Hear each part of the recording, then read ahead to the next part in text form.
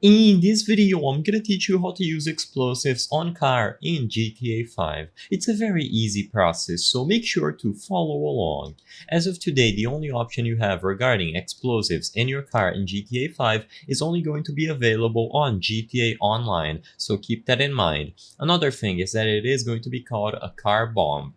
You can get these for your car in GTA Online when you visit any Los Santos Customs. So go to any garage or any location for Los Santos Customs, and in there you will be able to find the upgrade that you can purchase and place on your card. It is going to be under the explosives tab, and as you can see, according to this screenshot, it is going to be available at rank 25. You will be able to purchase the ignition bomb and then a remote bomb.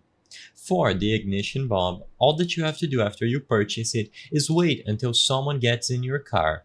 Basically, there is no need to activate the car bomb. As soon as someone tries to get in and drive away, it is going to explode. So if you place your car somewhere, maybe in a busy street, and then you just walk away and watch from afar, as soon as a stranger tries to get into your car, it is going to explode. And this is all you have to do. Just make sure you have rank 25, visit any garage in Los Santos Customs, and you will be able to purchase the ignition bomb for your car.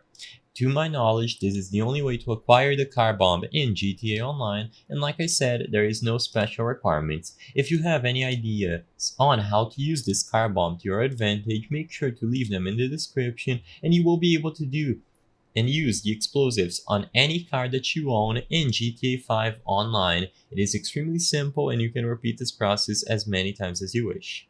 I hope I was able to help you on how to use explosives on your car in GTA 5. If this video helped you, please be sure to leave a like and subscribe for more very easy tips. Thank you for watching.